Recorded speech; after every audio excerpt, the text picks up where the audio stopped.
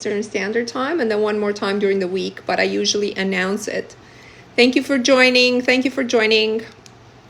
I want to talk today about the energy system.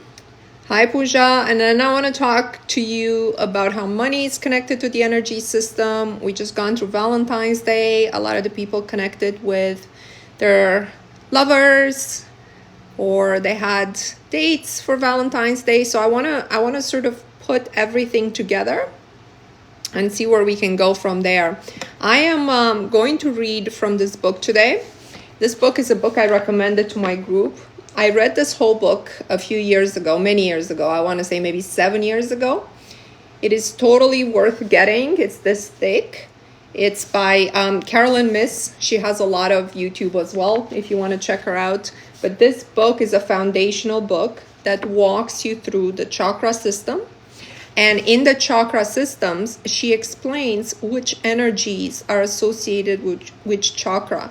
So for example, money is associated with the second chakra, which is, the energy of money, which is rooted in our sexuality. The second chakra, if you guys are not familiar, there's 7 chakra. The first at the root of the spine, the second around where your sexual organs are. The third would be in the pit here of your stomach. The fourth is the heart chakra. It's right here. The fifth is the blue one, is the speech one, is the throat. The sixth is the third eye. It's also known as the third eye.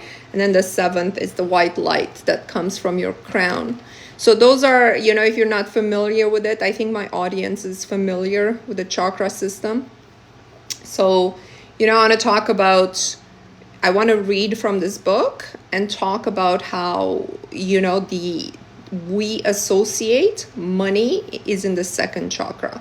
It's really the life force, right? Because if you have no money, you cannot live in this world.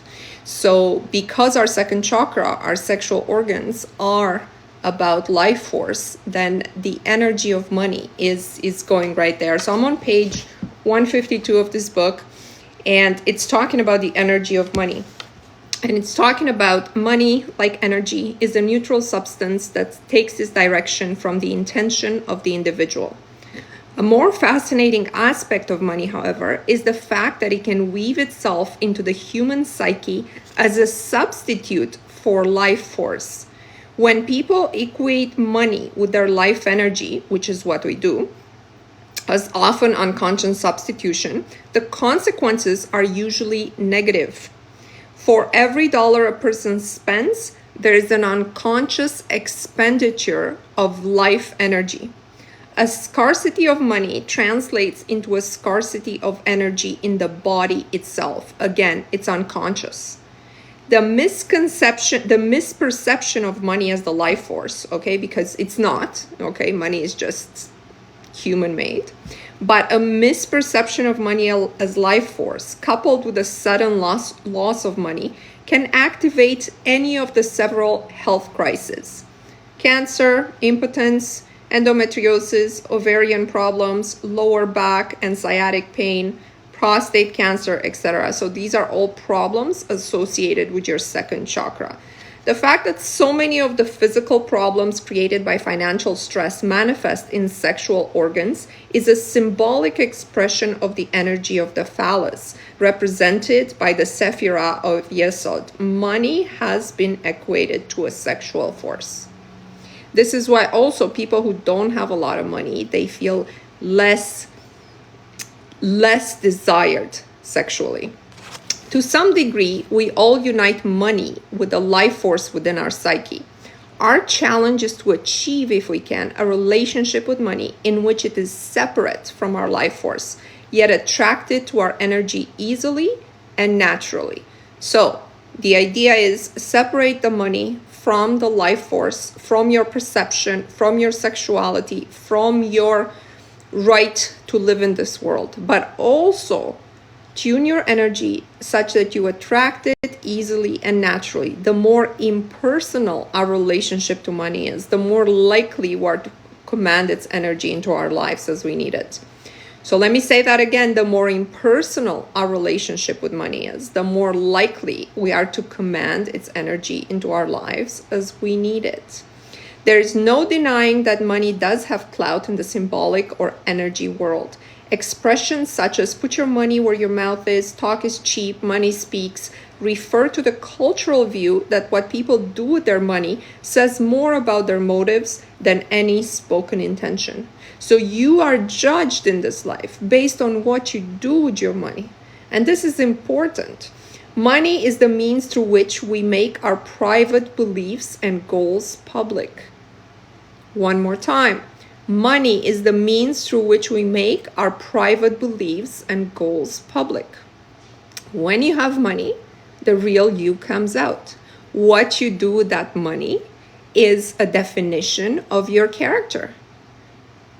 Beliefs, energy precedes action, and the quality of our intentions contributes substantially to the results. Beliefs about money affect spiritual attitudes and practices as well. The belief that God blesses those who strive to do good by giving them financial rewards is extremely prevalent, as is the belief that helping others out financially through charity serves to ensure that we ourselves will be protected from poverty. These and many other beliefs of the same genre reflect the grander notion that God communicates with us through our finances. These and many beliefs reflect the notion that God communicates with us through our finances. So this is another reason why you see your worth inside here. Conversely, that we communicate with God based on our financial actions, right? You communicate with God. If you're giving, you have this idea that God sees you. Whether these attitudes are based on mythology or truth is irrelevant. Correct, it's irrelevant because it's all about what you believe. We believe in the social adages far more than we disbelieve in them. And from that fact alone, we should understand that we have linked money and faith. The wisest relationship we can have with money is to see it as a substance that fate can attract into our lives. The wisest relationship we can have with it is to see it as a substance that fate can attract into our life. Putting fate before money reduces money from its status as a leader to that of a servant. Its more appropriate position. Fate that transcends money frees a person to follow his or her intuitive guidance without giving over unnecessary authority to financial concerns. Obviously, so long as we are part of the physical world, we must honor its codes of debt and payment and assume a common sense relationship to money, but money deserves no more of our attention than that. Even beginning to establish such faith is a mark of spiritual maturation. A spiritually mature person can act according to guidance that would strike the financially motivated person as foolish or risky. In many spiritual myths, heaven contacts the person who has faith and then directs that person by providing daily manna from heaven so that the person can accomplish an appointed tasks. Such myths partake very much of the symbolic meaning of the seraph of Yesod. Part of the mana received includes financial energy. Nowhere in the spiritual literature is there one reported incident of a person regretting following divine guidance. Okay, so we have a few themes here, okay, about the second chakra, and I'm going to stay on the second chakra because it's like the discussion is long, right? So if you want to get this book, you can. Again, it's Carolyn Miss's book. She's pretty well-known spiritual leader, and this book is energy. It's called The Boldest Presentation of Energy Medicine by one of the premier practitioners. I really like this woman. I don't know her personally. So the idea is, number one, you cannot associate your life force with money, because if you do, sorry, I'm gonna just turn off my heater. Because if you do, then what's going to happen as you have worries about money, as you have concerns about money, what's going to happen is that that's going to take from your life energy. So you're going to feel depleted and you might potentially get sick from financial worries. And what you want to do is keep the money as separate and as neutral in your life, right? See it as a man-made thing that you are easily attracting just by being in the energy of abundance. Now, I did a video just earlier today and in the talking about how when you focus on, like, if I asked you guys to find 5 blue things in the room that you're in, I don't know if you saw the video or not, but if not, the exercise is this. So look around the room and find 5 blue things. So, I have this cap, I have, my apps on my phone that are blue, I have the blue pen, I can find 5 things that are blue. And because my time to look for it, like I'm already in, like, I know my status to look for it, what I'm not noticing is the color red. So while I'm doing this exercise to look for the color blue, I'm not noticing any of the color red. And because I'm not noticing any of the color red, if you take the analogy that the blue is the lack of money in your life, then it follows that as long as you notice the lack of money in your life, you can't possibly see the other side, the color red, right? I know you intellectually understand that you have to focus on abundance, but you can't. So I'm telling you, you really, like, you're thinking, oh yeah, I'm abundant, you're doing your mantra. But if your whole day is focused on how much you spend on this, cost of groceries, you see some people who are maybe, in your opinion, not worth anything on Instagram, making $1 million a year. You see, so all of this is affecting you in terms of the lack of money. All of this is the color blue in your life. And the color blue in your life, which is the lack of money, is everywhere, right? It's everywhere. They never get on TV and talk about, oh, some people in this country are doing really, really well, and they're able to make such easy money and it's going so good for them. No, have you ever heard that? Like, have you ever heard that? And, I what you see on the news, it's always like the economy is down, the unemployment rates, the this, the that, the young people can't afford homes anymore, all of these things. So, when this is the whole focus of it, then what do you think is going to come out of that? Like, your focus is on the lack. You go spend, you're like, maybe I shouldn't have spent so much, right? With every purchase makes you feel bad because, you spend too much money on grocery. Maybe you're eating too much.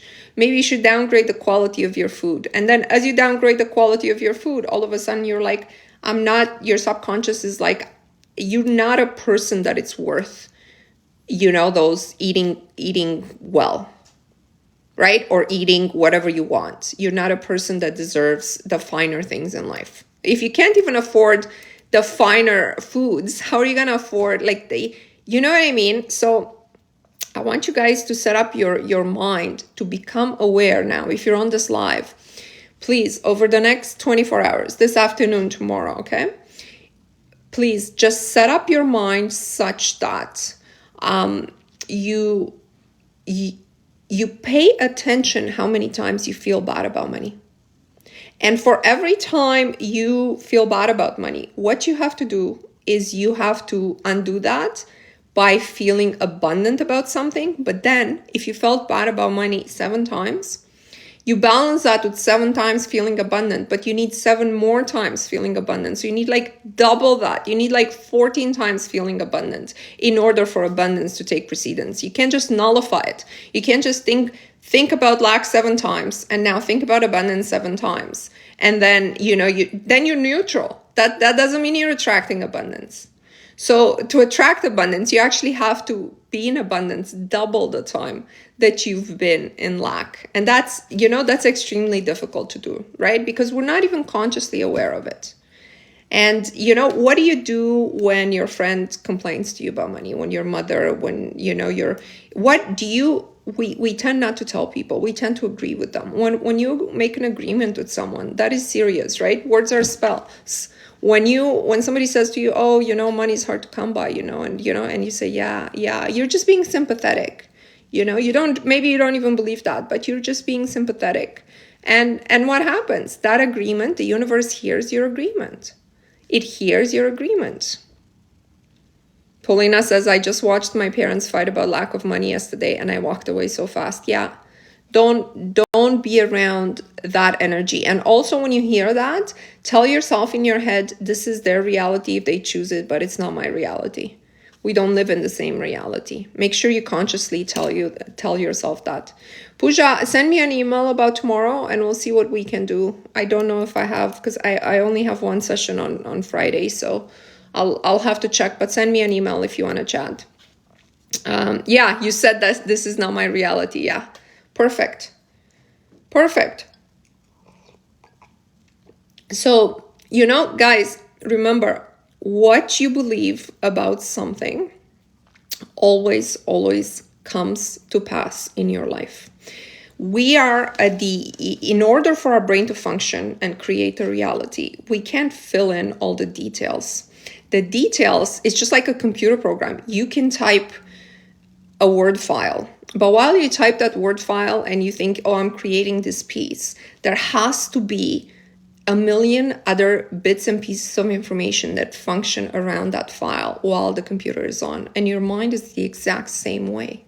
So, the actual Word program has to work. It has to interact with the operating system. Everything has to be up to date. If the virus checker encounters something, it will communicate. There's all this background communication in the computer in order to render, like the Word document in which you think, oh, it's clear, it's a page or half a page that I'm going to print and type. Your mind is the exact same thing. So if the operating system is giving a different instruction other than print this file or open this file or do whatever this user wants, what will happen is you will get different results than your intention. So you writing down and typing out this little thing, I am rich, I am abundant, I am successful, I am wanted on a piece of paper, it's not enough. It's because you got to find out what the operating system, I hope you guys understand my analogy, this operating system, what's going on in the background. And sometimes it's obvious, like Cheryl says, what if my husband complains about money every day? It's a problem. It's in his subconscious and it's in your subconscious. And you and your husband have an energetic cord, right? Because obviously everybody you interact with sexually, unfortunately, I hope you guys know this, right? Everybody ever, you still have an energetic cord with them unless you took steps to cleanse yourself from that energetic cord. So, with a husband or a wife, obviously that cord is extremely strong. So you have to talk to your husband. You have to be, you have to make it very clear, even if you can't convince him of your views. Okay, stop talking about the lack of money. There's no point. Just ask him like, hey, honey, like I'm just curious, like, how is it improving? How is our financial life improved by us talking about how we don't have? And just let him answer. And sometimes, people come to the realization that, wait a second, just because I complain doesn't mean like I can improve anything, right? So why is it so he has a lack of money, he's speaking about it, he's rendering more of that. So, in my opinion, the game of life is kind of rigged for us. It's rigged because, we're not taught how this world works to begin with. So we're not taught to use our thoughts at all. In fact, we're told like thoughts don't matter, only actions matter. But our actions are created by our thoughts, right? You have to think something to act on it. And so first, they don't tell us how to use reality and how to interact properly with this reality. But the second step to this is, as we're thinking randomly, or as we're thinking whatever they want us to think, and we're rendering reality, we don't realize that we take our input from the output. So we're just in this constant loop, right? So our input right now, I'm looking around my life, and that is my input. Are things going well for me? I don't know. Let me look around my life. I guess they're going okay. Are they where I want it? And this is my input. I'm not saying, hey, irrespective of my input, I know, whatever you want. I'm married, I'm a millionaire, I'm irrespective of, my rental apartment, irrespective of, no, you look around your rental apartment and you're like, okay, so I guess this is how it's going for me. I guess, this is, so subconsciously you're assimilating the picture that you're rendering. You're rendering the picture, you're assimilating the picture, you're rendering more of that picture, you're assimilating that picture, you're rendering more, so most people's lives stay the same, other than little random things that don't really change the trajectory of their lives, right? And the people who succeed in these lives, whether they succeed via creating massive businesses or they succeed via, I don't know, internet fame, or they succeed, it takes this act of will that helps them, or discipline, that helps them ignore whatever they are, and their focus is on where they're going to be, where they're going next.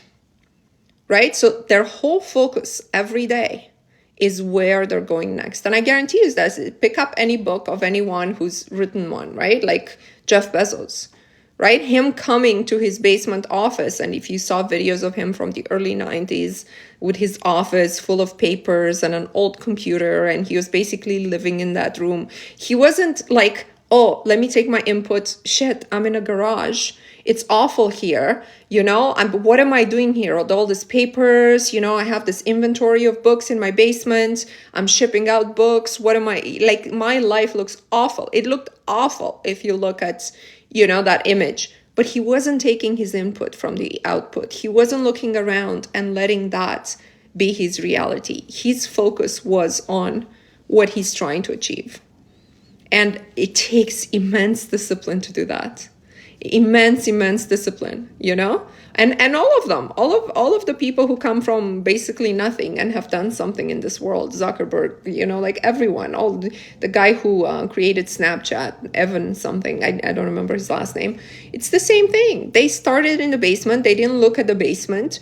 They stayed focused on the vision, and believe me, they showed up for 12-hour days while they were doing that. Now, the guys who achieved success via sharing information or sharing, right now what's happening is we're in an era, we're moving, I don't know if you guys know, astrologically, and I don't look into astrology, but I can't help but knowing about these big events. We're going into the age of Aquarius, right? From the age of Pisces. And the age of Pisces was, Jesus would, he was symbolized by a fish. And I don't know, I don't want to get into that conversation. But in the age of Aquarius, it's all about being connected to one another. It's about technology. It's about integrated. It's about sharing knowledge. It's about the ease of how easy life can be once we are connected. And if you look at who's successful in the world right now, they're all people who establish connections.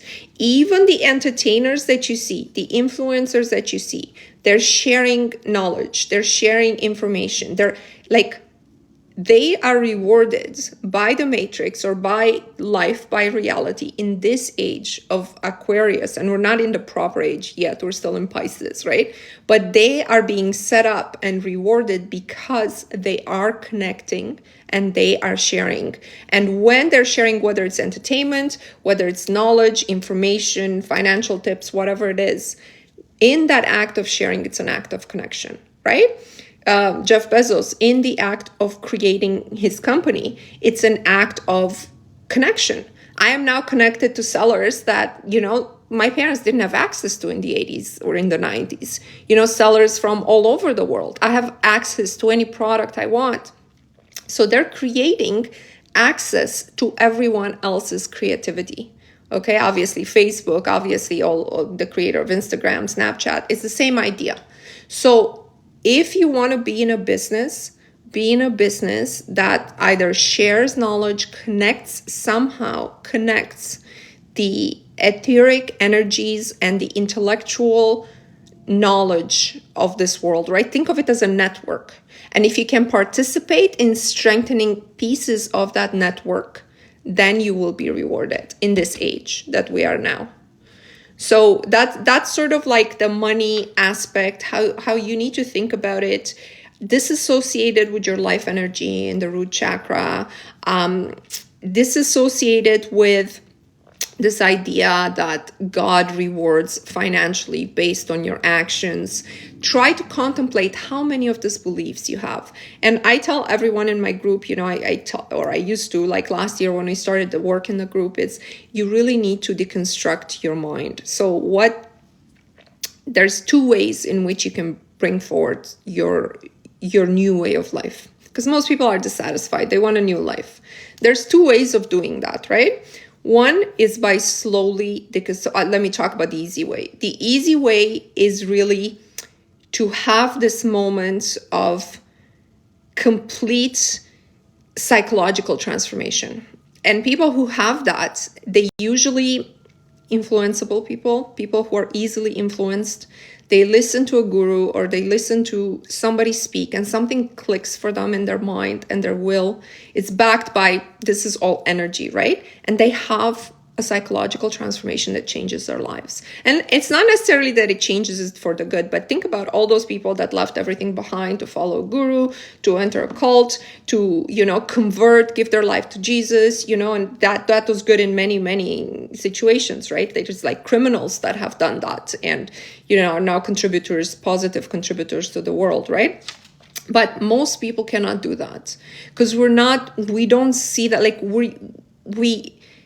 we are taught that all those things are scams, right? So, and also, like, if you have a rational mind, if you're not easily influenced by the ideas and the thoughts of others, you will not be able to have this deep transformation. So that's the easy way. It's kind of like a spontaneous thing too. It just kind of happens. And for those people, they're able, the sheer act of being influenced, and their will has to be at the right place at the right time. And a portal opens up for them and they walk through it and they change their lives. But I'm talking to the majority of people who want to change their lives, who will never experience this moment. And the majority of people they just need to deconstruct their mind. We are actually underestimating the role of our childhood programming and early life, like early adulthood programming in our minds.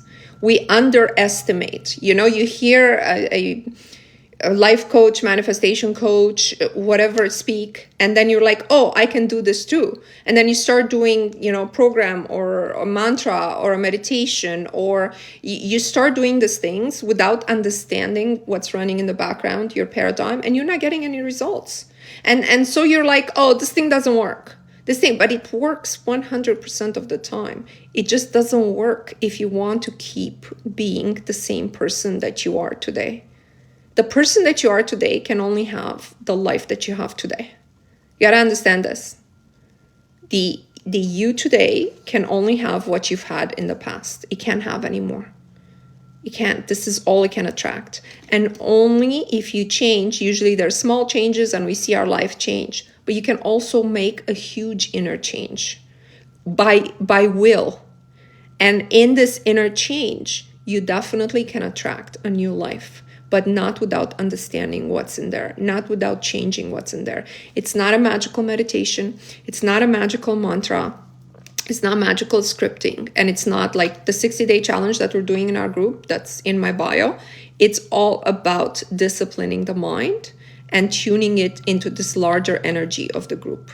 Okay, the group has a lot of power. Anybody connected to a group of people that think the same way. Think about a political association. Why they all think the same way?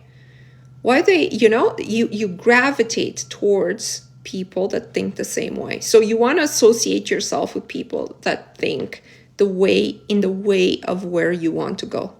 That's where you want to keep your mind. And you want to think about that group of people often, because this is what enforces the beliefs. That's why, if you're a hardcore liberal, a hardcore Republican, as you're spending time with that group, your beliefs get reinforced. And it's no different in this work. Whatever group you spend your energy in and your time and you contemplate on and you make connections. Oh, Mona put this image and I manifested it and it must work like this. And you're thinking about this every day as you're going through things. Then obviously you're reinforcing those connections in your mind that this is how it works. It does take a lot of work. It does. It does. I tell everybody it's simple, but it's not easy. So, people when they hear that, they're like, oh, just give me a magical mantra. I had somebody message me once saying like, oh, this is what I want to manifest. Can you do it for me? I said, what do you mean? And this person is like, yeah, I pay you. You do it for me. I said, well, it doesn't work that way. No, but I pay you. I pay. I said, no. You're the one who has to do it, right? So, I can guide you along. Oh, no, then I don't have time. I'm very busy with my business. I'm like, okay, good luck. It's crazy that people think they can pay someone, completely retain their personality of today, and magical things will start happening in their lives. Like, wow. Let's see. Hi, I want to buy a house. How do I go about buying a house? It depends what you've tried so far and what you believe it takes. That in order to buy a house, what does it take? Okay, Swan, like what does it take? Does it take 200,000 down payment? Does it take being able to afford, $3,000 a month in mortgage? What does it take to buy a house? Because what you believe it takes is important to you achieving this house. Wonder Woman. Oh, is that a compliment for me? Thank you. I get a lot like epiphany moments. Yeah, and they need to sedimentize in your mind. It's a good thing. They're usually small. It's good for you to contemplate on every epiphany that you've had, especially as you go to sleep. Never think about your day, guys, unless you want to revise it. Never think of what happened during the day. These are like completely irrelevant things. Think about all the moments when you had some clarity, when you had an epiphany. I agree that the subconscious mind is so strong and it's ruining our lives. Yeah, and it's especially concerning. What's disconcerting about it is the fact that we don't really know what's in there. Like, we have a high level idea, but in the, when people did, and I know you're doing the 60-day challenge, a lot of people reported, to me, day 10, day 20. I had a dream in which I remembered like something that, like, it was something that happened to me in childhood or when I was 15, and I completely forgot about that. But I realize now it's connected to my belief about men or about something, or about whether or not I want to be married. Somebody said, I remember my aunt and uncle having a huge fight. And I remember in that moment thinking, I never want to be in this situation ever. And so I don't even think I'll ever get married. And she was 13 when she thought that. And so, as an adult, she's like, I realized that this belief is still there because I had a dream about that fight that they had. And I remembered now how I told myself that. Right? So as you're trying to manifest a husband or a good relationship, what is it, could you have ever thought, and, in your young adulthood, in your childhood, that you never want to be married or that marriage sucks? This is just an example, right? But this beliefs, once you gave that instruction with emotion, like if you're scared when you saw them fighting, you're scared, you didn't like that's intense emotion. And then you're telling yourself, I'll never get married. Your subconscious is like executing on that for the rest of your life. Let's see. I've been deconstructing those beliefs and I feel like I lifted up a veil that I was covering my eyes. Yeah, and what I advise people is get a book, okay? Get it, like something you can write in. And this is not your journal, your scripting or anything. This is like, you can call it the thoughts that I am releasing. Sorry. The thoughts that I am releasing. And in this book, you only put everything that comes up that might have a connection, that might be negative. What you want to do is at the end, when you finish filling out this book, you might want to burn it. Burning it is a powerful image to the subconscious of things that cannot come back. So when you burn something, you cannot put the ashes back together. That's why they burn the dead in some cultures, right? It's symbolic of this body no longer exists. So write them all down, because sometimes they come in a fleeting moment and you don't even realize that, they're there. Let's see. Is it normal to forget your dream a few minutes after waking? It depends on a couple of things. So number one, it depends on your mind training your subconscious to remember dreams. And then it depends on what's going on in your body. So do not ignore the physical. I tell everybody, do not Do not, I lost my train of thought as I was reading this text message. Sorry. As I do not eat before going to bed for 3 to 4 hours. Okay. Do not eat. Do not, like, especially if you eat sweets or if you eat things that are, not good for you. What will happen? Those things produce chemical reactions in your body. Your dreams are affected by what's going on in your body. So only pay attention to dreams when you're sort of in a state, or you're not eating, you're not digesting. Digesting during the night is the worst thing that your body can do, because digesting takes the most amount of energy from your body. And so if it needs, while it's in that state of sleep and repair, if it needs to digest, it's, you're not really repairing. You're not going to wake up fresh. You're not going to remember your dreams. The chemicals won't be like extremely balanced in your mind. And this is all backed up by science. You can look it up. So, if you do that to your body, do not expect your dreams to be meaningful or for you to go deep in your subconscious. And it's the same thing if you eat information like social media, right? Like you're eating like inside your mind. So if you're scrolling on the internet until, like, I have a friend who says, like, I need to scroll until I fall asleep, her dreams will not be meaningful. This is intentional work, right? You stopped eating 3 hours before bed. Okay, 3 hours, make it 4. Okay, try to make it 4. If you go to bed at 11, 7 would be the latest. So I would think that 8 is still, don't snack. And then obviously, also your alcohol, do not drink alcohol. Like you can drink alcohol in general, but not like 3 hours before bed. And then talk to your mind as you go to sleep. Just say, me, Valerie, the person who is the consciousness in this body, the ego, the conscious, right? The conscious. I am now giving instructions to my higher self to present to me the issues that are holding me back from getting married, from achieving X and Y, from earning this amount of money, from I need to understand, present me the information. I need to go, it's like diving into a sea, right? Imagine yourself diving into the sea of unknown, you don't know really what's in there. And dive into it and sort of be like, I want to know. And have that as the last thought in the night when you go to bed. You might have to do this for days, sometimes for weeks before it happened. But when you have that first very clear, crisp dreams, like we have a dream pin in the Facebook group, they're the most interesting dreams, the most meaningful dreams. Let's see. You drink coffee before sleep. What about nightmares? What does it mean during the 60-day challenge? It depends what nightmares you have, right? If they're related to your life, like if it's something scary that has happened to you, it might be your subconscious trying to show you where you've acquired the block of whatever you're affirming. So remember, when you do this work at the 60-day challenge, whatever you write in there, the further it is from what you actually believe, the more the ego is struggling against it, because it's not its identity. And the ego, like any energetic system, it wants to survive. It wants to stay the same. It doesn't want to be replaced.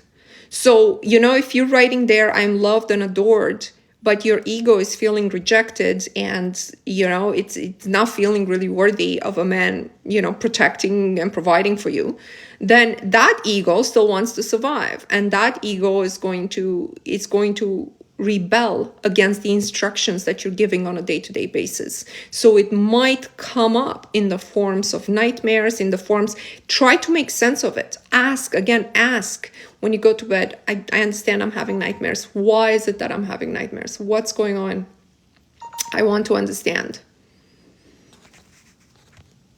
But yeah, it's not abnormal, right? It's this struggle in between the ego you're trying to break down and plus the negative beliefs you have in your subconscious that you don't know, and this new person that you're trying to insert as the new consciousness in your body. The old ego still wants to be in charge and give instructions to your life. It's like, what are you doing? I know how to be rejected. I know how to have low self-esteem, but I don't know how to have high self-esteem. So that means you're replacing me, right? Your brain doesn't want to make you happy, right? You guys know that. It just wants to be comfortable in the same thing. That's why you tend to do the same things over and over again, even though you know intellectually they're bad for you. Do you think I can manifest having my period on time? Yeah, I think any changes in your body that are acceptable as the rule set of this reality. So for example, I'm 5'9". I'm not going to wake up ever and be 5'4", because that's not how the rule set of this reality works. It doesn't permit for that. But if you're 5'4" and still growing and you want to be 5'9", the rule set of this reality does allow for that if you're 12 years old. So that you can affect. I want you guys to understand in this example what I mean by the rule set. The periods you definitely can control. I have my periods very, very regularly. I set it like that. Every 28 to 29 days I get my period. Like it's never deviates ever in my life. I'm losing weight so steadily with the 60-day challenge. Thank you so much. You're welcome. And to me, the body also was the easiest that came. But I want to tell everybody who's doing the challenge who this may not be the easiest area of your life. The area in which you're going to see the first changes is the area where you have the least amount of resistance. If all your life you saw yourself as very big, impossible to lose weight, the image of yourself was the image of a bigger person, of, the opposite of a model, and all of that is so far from your reality then that you ever could hope for yourself. Then there's a lot of resistance in there. But if you persist, you will see changes. But if you saw yourself as, I know I'm, like eating junk, and I'm giving my instruction to the subconscious right now to not eat junk, to be like, I want to eat just healthy. Pay attention, because a queen in our group, I read this a few lives ago, or I posted on the Facebook group because she sent me a testimonial. She said she was making affirmations in the 60-day challenge. My body doesn't want to eat meat, or it doesn't want to eat sugar, it doesn't want to eat carbs, it doesn't want to, she's giving instructions to what the body likes. And all of a sudden she got such bad food poisoning that she couldn't eat anything for 3 weeks. She could barely have some liquids and stuff like this. She had an IV, and so I'm sorry, it's not funny, right? But it's like the mind takes the instruction, literally. It just takes the instruction. And, it will bring it to pass in a way that you don't know how. Don't ever think that you control the how. You don't know how. Let's see. I just want to go to the top to see what I miss. How do I interpret dreams that are more symbolic? Ladybug landing on my head. If you don't have connections with these elements, you're going to need to if a ladybug is not a symbol that you can associate consciously with anything, you're going to have to tell your subconscious that whatever is trying to communicate to you, it has to do it in a language that you understand. You see, your subconscious is going to associate it if you want with your higher self. But your subconscious is another person. It's not the conscious you, the conscious Jennifer. Okay? And speak to it as you would to another person. Just say, I remember the ladybug from last night's dream, but I don't know what it means. You need to be way more specific with me. If you're trying to tell me something where I need to remember a ladybug associated in my childhood with this event that it's probably trying to communicate to you, I don't remember. I don't understand. Speak to me again. And guys, I can't overstate the importance of being very, very specific when you ask for something. So for example, if you say, you're saying, I want $1 million because that's what's going to make me happy. The universe, which doesn't understand numbers, or, I want a husband because a man would make me happy. Let's say the universe will return to you the minimum possible, right? As a first step, because that's what it does. It always wants to expand the least amount of energy. So you find $5 on the street, or you have a good date. And in that moment, you're happy. Wow, who's not happy finding $5 on the street? Of course, they're like, hey, $5. or, you know, maybe more, $20, $100. You have a nice date with a nice guy and you're like, my God, this date was so good. The universe might take that as instruction as it's completed its task. This is big, okay? It just came to me to say to you. So this is big because it thinks it's completed the request of you being happy with a man, of you being happy with money, because it's given you a time where you associated an instance. Remember, time is like, we define time in our human consciousness, but in the universe, there's no time. So it's like money and happiness fulfilled, request fulfilled, man and happiness, date, request fulfilled. But that's not what you meant, okay? Keep talking to it, keep speaking to it, keep telling it it's not enough, right? Like you keep insisting, no, I want, you know, saying husband is not really enough, because marriage is a human construct. It's not like the universe thought of marriage, right? So if you want a husband, see yourself with that life that implies you are married every day. No, I don't just want a good date. I want to be woken up with kisses every single day. Monday, Tuesday, Wednesday, Thursday. I want this. I want to go to my bank account and see 2 names on the bank account. Think of all the instances of how married people are different than non-married people, and start making those as instructions into the universe as to how could this relate to me? What would I want? See yourself signing a marriage license. See yourself in these specific scenarios that imply that, you know, it's not enough a man with a date and you're happy and the universe is like, I'm done. Let's see. Ladybug. Do you think while we are reprogramming and doing this work, we can feel tired, sleepy? 100%. 100%. Right? It's an exertion of energy to now do a task that your conscious mind is not used to doing. Right? It needs to control its thoughts. It needs to refocus its awareness. Did you guys all pick a point on your body that's going to be your return to awareness center? Did you all do that? Mine is like right here. Like it's kind of like outside of me, but it's like right here, you know? So when I want to, you know, in your mind, you find, oh, I was daydreaming, or I was, you know, I just bring it back here. I'm like, I'm back. And now what am I doing and why am I doing it, right? These are the 2 questions when you bring yourself, but your point can be anywhere. Put it here, put it somewhere where all of a sudden, put it on your nose. And then as you're thinking of your nose, just tap your nose. You're like, I'm here. Why am I thinking what I'm thinking now? Why is it productive? Is it, you need to do this throughout the day, okay? I feel like I'm processing so much. My body is trying to catch up. Yeah. What about period cramps? You can regulate all of that, right? But remember, the universe will also give you 3D ways in which you need to act to do that.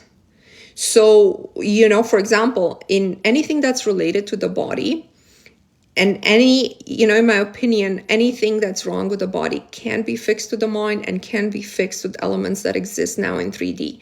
And you will be directed as to which method you should use, right? Like I said, when I was focused after years of having adult acne, I was focused on just getting rid of it and not having pimples anymore.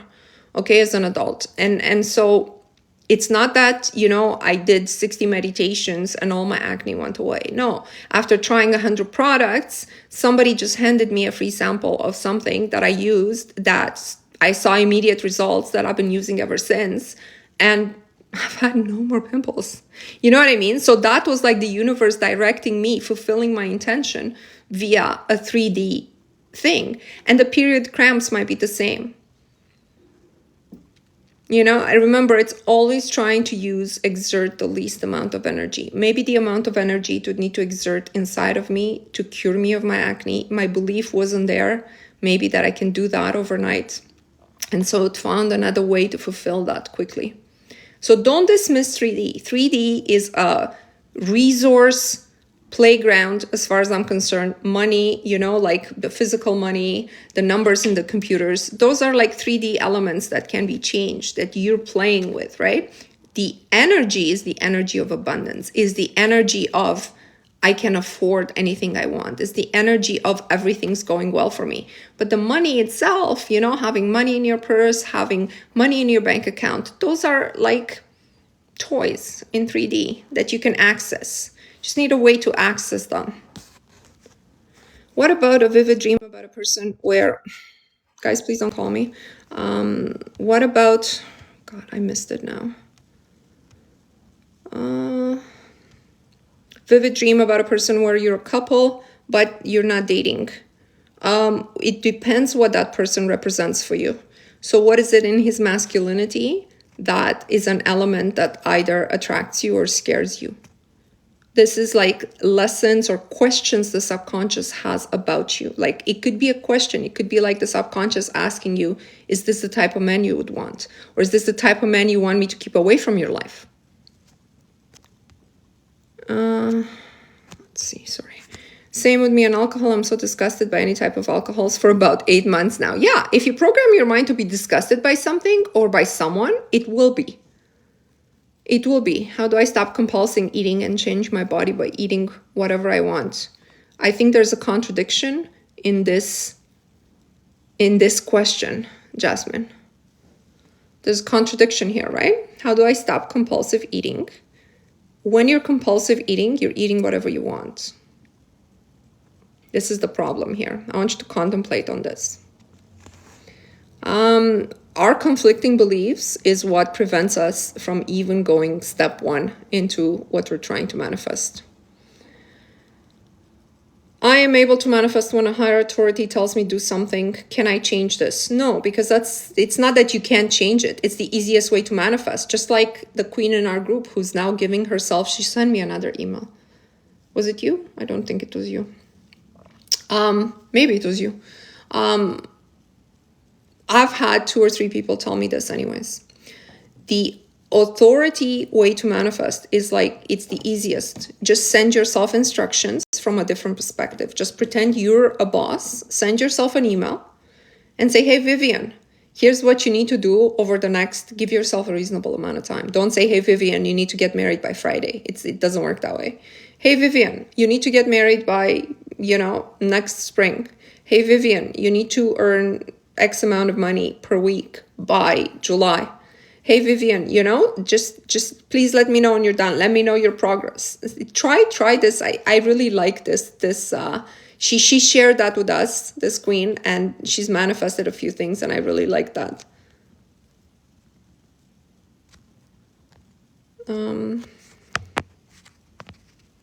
I never thought of having a point that brings me back. We'll definitely apply it. Okay. Hey, so the house I want was a family house and it was sold, but I'm very attached to it and I want to buy it. Okay, so for you, what it takes to buy it is to eject somebody else from it. And now it's all about how you feel, how your subconscious feels about ejecting the family that bought it from the house. And also how you feel about maybe you want to buy them out, and how you feel about now overpaying for a house because it's sold to somebody else. So now if you want to buy it off of them, obviously they would only sell it at a huge profit. I'm thinking that's what I would do. If I just bought a house and somebody said the next day, I want this house, I'd be like, okay, it's going to be a 200 grand more. So this is how sort of you have to unpack it. Why is it that I don't have it? Or how can I have it? Hi from the Netherlands. You love my videos and my teachings. I'm so happy to hear that. I want to share the knowledge, everything that I've learned. I've have so many books, and I had more books for you. So earlier on this live, so I got to wrap it up. What time is it? Okay, it's 2:30. I want to wrap it up. Earlier on this live, I was talking about this book. Everybody should get this book by Carolyn Miss. Again, I have no association with her. It's a book I read many years ago. I made like tons of notes on it. And it associates the chakras with what's going on in our lives. I was reading something about how the second chakra, sexual energy, is associated with money energy. And how if you associate money with your life force, you might be in trouble if you don't have money. right? The circle infinity means we are a group of people. So that's what the circle represents. We have meditations and mental exercises where we see each other in a circle and we send energy and affirmations specific to one another. Infinity stands for power that comes from the divine, and it's infinite. Is it possible to manifest a specific person like a celebrity, like Brad Pitt, like a celebrity? To manifest them like what? Bumping into them, or to manifest because you have a higher chance of manifesting bumping into them than you would have the chance of, let's see, marrying them. You know why? Because that's what collective consciousness thinks. It's much more likely that I would bump into a celebrity than I would marry a celebrity, right? Everybody agrees on this.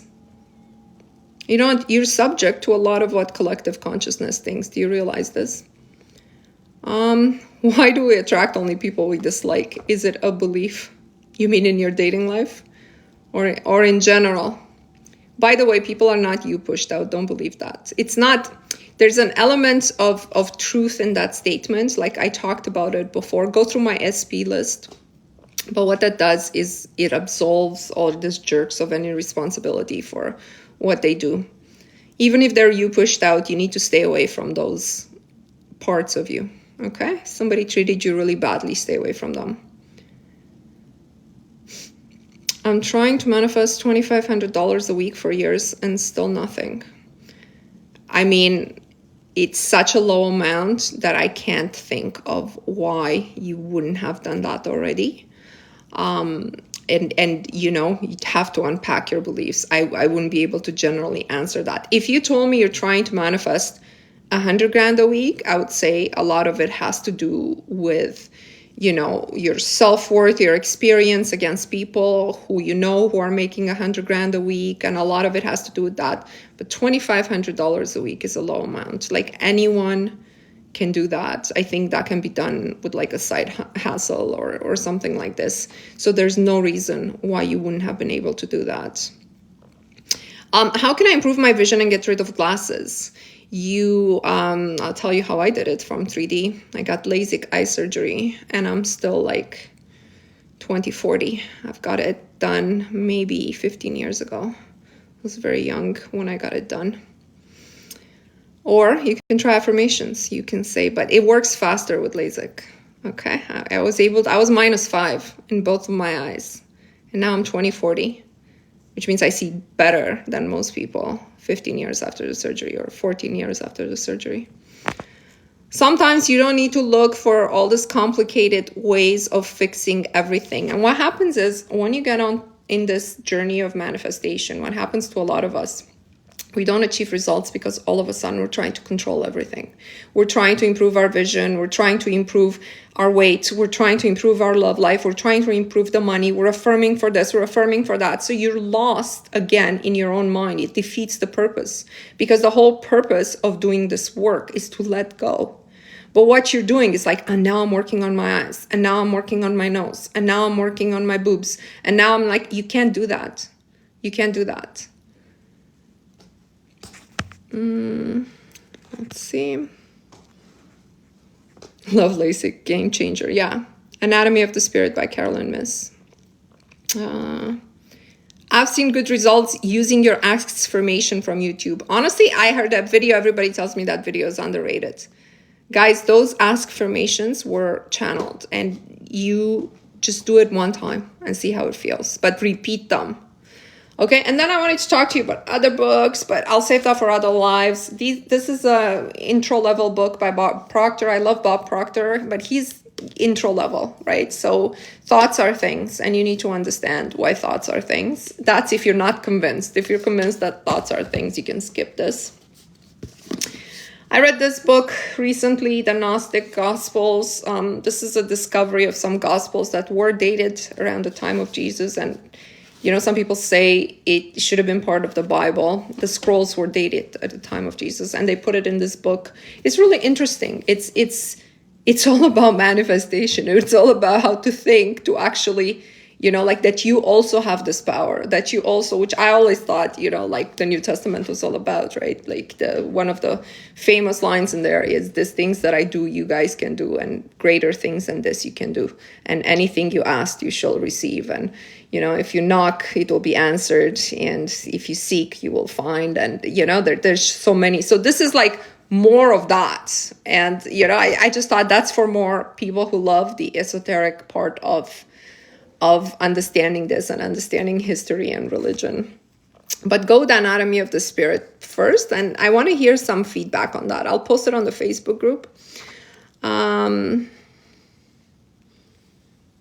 want to win the jackpot in the Powerball. Am I asking too much? Yes, you're asking too much. You know why?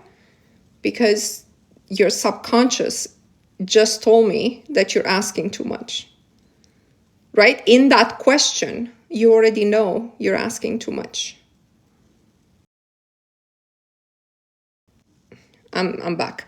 That's just the forget about if you're asking too much or how to do it or how to, what your idea is about safety. See, I don't even think, like I shared this with my group in the past. I don't think that, like, I have a great life and, financially, like, super okay. But I can't think that I could ever get like $200 million like this overnight, because I associate this having a lot of money with it's unsafe. If people know who I am, where I'm at, where my child goes to school, it's just like, to me, this I've always had this idea that as a woman holding this amount of money, I'd be unsafe. And this idea in itself, I know right away, even though I won thousands of dollars in the lottery, like a few hundred here, a few hundred there. The largest amount was $8,700. It's nothing that would affect my safety. So check yourself for that belief. Is it safe to win the Powerball? Is it safe? Who would come? How would your relationships change with everybody in your life? Are you ready for that? Is your subconscious doesn't want to change anything. Your ego doesn't want to change all your relationships. It's uncomfortable. There's people coming and asking you for money. Do you consider yourself a witch or a medium? Definitely not. It's not a rude question. Definitely not. I don't perform rituals. I don't, everything that I do is just to bring my energy back to myself. I feel my energy. I feel the energy of the group. My first ever experience of, like, I knew there was another entity, like, physically present, was at Dr. Joe Dispenza's seminar. I talked about this. I only went once at a 7-day retreat in October 2022. He does talk about, he's a medical doctor and his work on YouTube is all scientific, but he does talk about these blue beings being there. And, like, I distinctly had an experience. It was almost physical, that I knew there was something going on there. But, the way I see it is the right to use your thoughts to create reality, to the extent that you're not hurting others and to the extent that you're contributing to the quality of the consciousness. It's a right. I see myself as this reality is more, some people refer to it as a movie or as a game or as a virtual reality. If the access to the next level is based on the quality of the consciousness. That's what I see the game is all about. So as you get better, as you have more access to this innate power that you have, power is the wrong word, to this, to consciousness, to understand what you are, that you're not this suit of the body, that you can control the body, because it's a suit, right? You can change it, you can shape it based on the rule set of the reality. Again, I could not be 5'4" if I'm 5'9". And I just don't see anything witchy about that, anything medium about that. I have no business with the dead. I don't know what they're doing, or there's no evidence that we even have the right to contact the dead. You know what I mean? It has nothing to do with that. It's nothing to do with, it's just access to the next level of the game. The more you connect with, that's a better way of looking at it. That's sort of how I look at it. And I do connect with the creator, because obviously any game has a creator.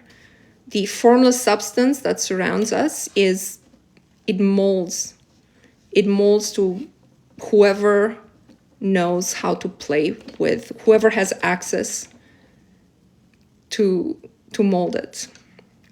There's a poem by James Allen. James Allen wrote a huge book. I have it in the other room. I'll bring it to the next live. And let's see if I remember it. Man is the master power thought is the master power that molds and makes, and man is mind, and evermore he takes the tool of thoughts and make it what it will, brings joy 1,000 times 1,000 ills. He thinks in secret and it comes to pass. Environment is but his looking glass. There's no such thing as secret thoughts, get it? He thinks in secret and it comes to pass. Environment is but his looking glass. It's all reflected. I've received so much sense. I started a challenge. I have so many ideas for the next 2 months. That's exactly what the challenge is all about. Accessing the next level of consciousness. Getting inspired. Actions and ideas. Okay, that's it for today, guys. Thank you so much for tuning in. I will come back with some postings on the Facebook group. And then my next live is Monday at 12 o'clock. Watch for new videos between now and then. And thank you for being part of my community.